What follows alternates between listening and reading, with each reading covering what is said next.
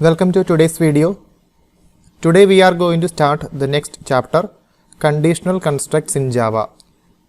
For some students, it may be the first time they are hearing the word conditional construct.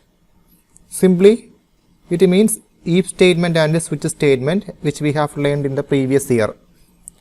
So, in Java, in some situation, we may need to execute a block of statement when the condition is true.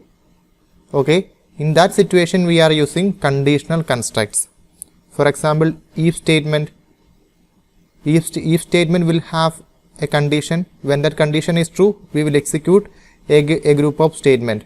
When the condition is false, we will execute another group of statement, isn't it? For example, we can compare it with the real life problems. Okay, we can compare conditional constructs with the real life problems.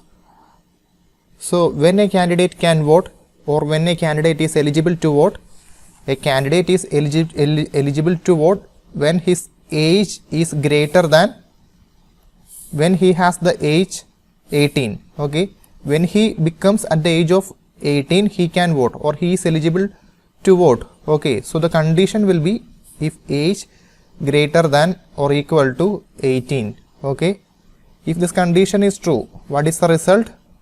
Eligible to vote, isn't it? When this condition is false, he is not eligible. Okay, so this is a clear real life example of conditional constructs in Java. Okay, then we can take another example, balance amount. When we go for withdrawing money from ATM, okay, our balance amount is 50,000. Okay, so when we try to withdraw 60,000, so the withdrawal amount is 60,000. So is it possible? ATM will give money? No, ATM will not give money. ATM will check for the condition withdrawal amount is greater than or equal to balance amount, isn't it? When withdrawal amount is greater than or equal to balance amount, when this condition is true, at that time what will happen? Withdrawal is not allowed. Withdrawal is not allowed, isn't it? When this condition is false, means when withdrawal amount is less than or equal to balance amount. For example,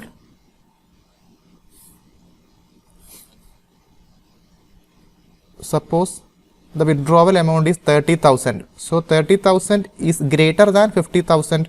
So here what will happen? 30,000 is less than 50,000. So this condition is false. Okay, so this condition is false. So what is the result? Withdrawal is allowed. So in this kinds of situation, we are using conditional constructs in Java. Okay, we can write the program for this concept. Okay, simply we can write by using if age greater than or equal to 18, SOP. What can we print? Eligible. Otherwise means in else part we can write SOP, not eligible, isn't it?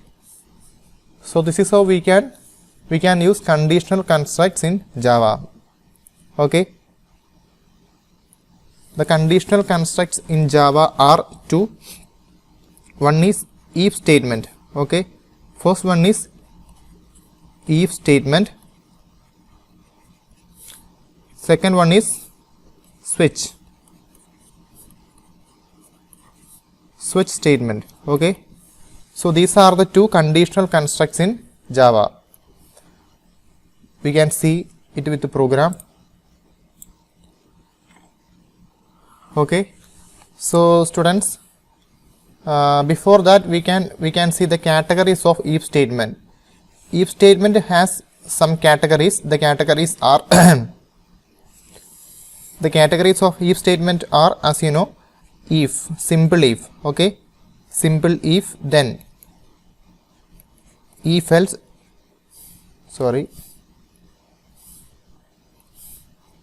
if else, then if else if ladder, then nested form of if, nested if. Okay, these are the categories of if statement: simple if else, then if else if ladder, then nested if. We can begin with the if statement. Okay,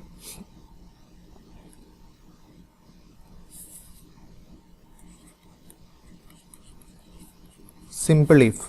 Okay, we can take the example of vote. Okay, when a person can vote, if his age is greater than or equal to 18. If his age is greater than or equal to 18, he can vote, otherwise he cannot vote. So we can just write the code for the age problem or the age program. Okay, what will be the if statement for this program? If the variable age will store the age, real age, then we can check if age greater than or equal to 18. What we will print? We will print system.out.println eligible, candidate is eligible for voting. Okay,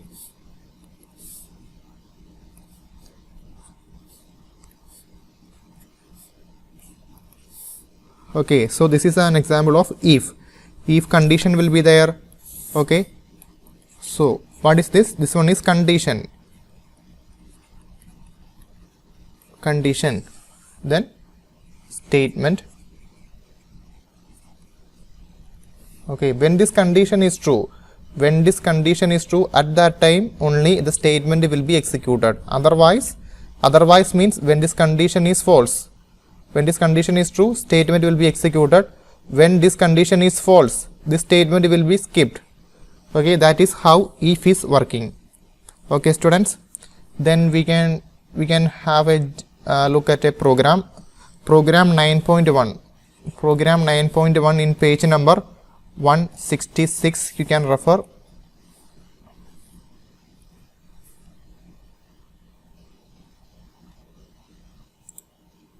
So students, this is an example of if statement. In this program we are using if statement in order to check the candidate is eligible to vote or not. Okay, so this program uses scanner class to give input to this program. Input will be age of the person will be given as the input to this program. So as we know, for using scanner class in this program, we should import the corresponding packages. So the second line will import the corresponding scanner package in this program. Then for calling nextInt method, when we call nextInt method, then only we can receive an integer value. Okay, we have selected this nextInt method because age is an integer variable. That's why we are calling nextInt method. If the type of age is double, we should call next double. Okay, so for calling a scanner method, we need a scanner object. Okay, this S is a scanner object, so this S should be created. So the 8th line, before using in this line we need to use the object S. So before this statement we should created the scanner object. So in 8th line, see here you can see we are creating scanner object. Okay, then 9th line, this line will tell the user to enter the age. Okay, so whatever we are writing in double quotes will be printed directly on the terminal window. Then at this line we will give a value to the variable age. Suppose we are giving the value 20. Okay, so at the age of 20 a candidate is eligible, as you know. Then now the age has the value 20. Okay, the variable age has the value 20. Then see here we are beginning the if statement. If the condition is age greater than or equal to 18, this is the condition. So this condition should be in bracket. Okay, then only it will work. If we are removing the bracket, it will make an error message because that is not the syntax. Age should be in bracket. See, it is showing the error message expected bracket. Okay, then we can give the bracket. Then the next statement followed by if will be taken as the body of if. Okay, the next statement is this one is followed by the if statement. So this entire statement will taken as the body of the if. Okay, then what is the body? SOP, eligible to vote. When this condition is true, then only it will print. Okay, otherwise this statement will be skipped. Otherwise means when this condition is false, this selected statement will be skipped. Okay, after that executing end of the program, means printing end of the program. Okay, we can compile. So we got no syntax error message. Then we can execute our program. Okay, then see, enter the age. This line executed and printed the enter the age string on the terminal window. Then currently the 11th line is executing, means it is see the cursor is blinking, means this program is waiting for the user to type the value 20, which will be stored in the variable age. Okay, then we can give 20 to this program. So after clicking on enter key, the remaining statement will be executed. Okay, I'm going to click, see, eligible to vote. Here what will happen? Here 20 greater than or equal to 18 will be checked. That condition is true, isn't it? So here the condition will be age greater than 18. That will be value of age is 20. 20 greater than or equal to 18. Okay, that will be true.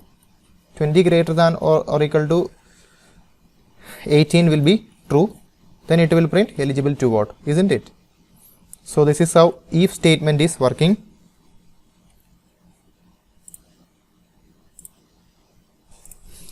So students, next we are going to discuss the program 9.2. Here you can see the program. Using an if statement, write a program in Java to determine the largest of two numbers. So using if statement, we need to find the largest of two numbers. Okay. So students, the program you can see in the textbook, page number 167. So in that program, we are calling a method get largest. Okay. So these kinds of program we could learn from chapter 6. Actually that chapter we have skipped. So if I tell you about this kind of method calling, you may not be understand. Okay. So we are not doing this program the way it is given in the textbook. So instead of calling this method from 17th line, we are calling the get largest method. So after so students, we don't need to call like that. From here, from 17th line, we can rewrite the program and we can compare from here also. So actually we are calling this get largest method for comparison. See, if a greater than b, return a, return b. So the same comparison we can perform from 17th line. Okay. So we can rewrite this program, and to save time I have just typed the program. So students, this program will find out. In this program we are going to find the largest of two numbers. So as you can see, we are creating the scanner object input to take two integer values from the user. Okay, see here you can see enter. We are telling the user to enter first number and enter second number. So while they are typing the value, suppose for the first time the user is typing 45. Okay, 45 will be stored in the variable num1. Then telling again to type the telling again the user to enter the second number. So suppose user has entered 40. So among 45 and 40, we need to find the largest one, isn't it? Largest number. So we can start with the if. Okay. So the condition will be if we have two numbers, num1 and num2. Okay, we can type num1 greater than num2. Okay, you can also write num2 greater than num1, that also no problem. So if this condition is true, means num1 greater than num2, that is a condition. If that condition is true, what can we understand? We can understand num1 is greater, isn't it? So we can print num1 as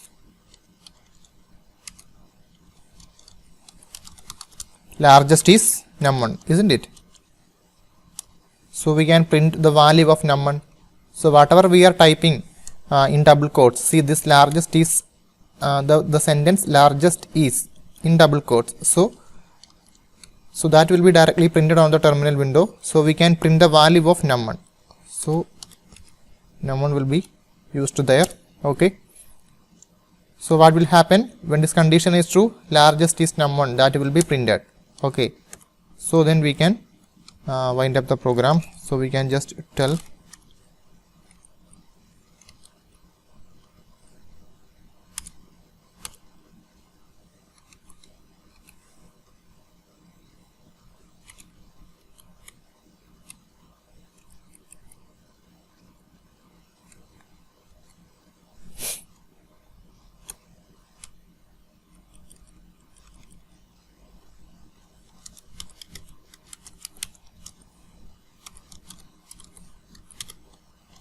okay. So this is how we can check which number is greater among two numbers. Okay. So students, I hope you could understand. We can execute. Okay. So this program is asking for the first number. So our first number is 45. Any value we can give. So just we are giving 45. So 45 will be stored in the variable num1. Okay. Then asking the second number, then we are typing 40. Then see the largest is 45. End of the program. Okay. So students, if we are giving in this program, you can see the num1 has the largest number. From this program, you can understand 45 is larger than 40. Okay. Now we are giving 50 as the value of num1 and 55 as the value of num2. So from these values you can understand 55 is the larger, means num2 is the larger, isn't it? So when this condition is checking, at that time condition will be num1 greater than num2, which means 50 greater than 55. So 50 is not greater than 55, so this condition will false. So this statement will be skipped. Okay, executing only 20th line will print end of the program. Okay students, so we can see how this program will work after giving 50 and 55. Okay, then see it is asking for the first number. Our first number is 50. Then we have given the value 50. Then asking again for the second number. Then we are giving 55. Okay, so see, this statement is not executed. Largest num1, largest is num1, that statement, that SOP statement is not executed because this condition is false. Okay, so this statement has skipped and executed the 20th line. Okay, this is how each statement is working. So we have one more program 9.3. so as you can see here, the program 9.3 is using an if statement, write a program in Java to determine if a number is divisible by another number. And how can we check a number is divisible by another number? Okay, so here, so students, here we can check a number is completely divisible by another number. Suppose we can take an example 9. Okay, the another number is 3. Okay, 3, we can take 3 and 4. We are going to divide 9 by 3. Okay, so we can do 9 by 3. So 3 into 3, 9. So see, the remainder is 0 after dividing.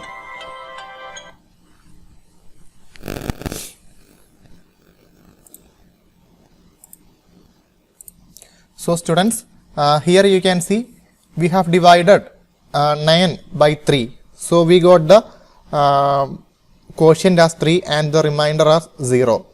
So this means 9 is completely divisible by 3. Understood? 9 is completely divisible by 3. We can check with the 4 also. So 9 divided by 4. Okay, 4 into 2, 8. So see, we have a remainder 1. So we cannot completely divide 9 with the 4.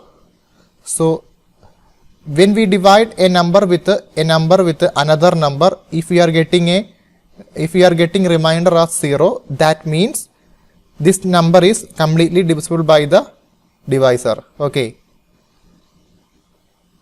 so this is the logic of this program. So this logic will be applied in this program 9.13. So students, then we can just write, we can store in the variable num1 we are storing 9. Okay, in the variable num2 we are storing 3. Okay, then students, how can we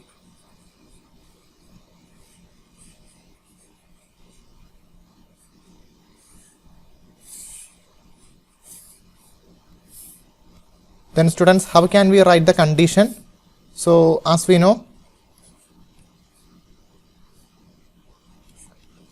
this one is known as remainder. Okay, this one is known as remainder. So for getting remainder after division, we have an operator. Okay, so for dividing we have two operators, one division operator and another one is modulo operator. So this division operator will retain the quotient. Okay, quotient means this value, and this modulo division operator will retain the remainder. Remainder means this value. Okay, so whenever the value of remainder is 0, this number 9 is completely divisible by 3. Whenever the value of remainder is 0, whenever the value of remainder is a non-zero value, we can make sure that this 9 is not completely divisible by 4 or some other value. Okay, so based on remainder, so for getting remainder we are using modulo operator. So students, we can write num1 which is 9. Okay, num1 modulus 3, we are getting remainder. Okay, remainder is 0. So we can compare num1 modulus 3 equal to 0. Okay, isn't it? Means 9 modulus 3 equal to 0. If the remainder, if we are getting the remainder as 0, we can make sure that this 9 is completely divisible by 3. So 9 is stored in the variable num1. So num1 modulus 3 in the variable num2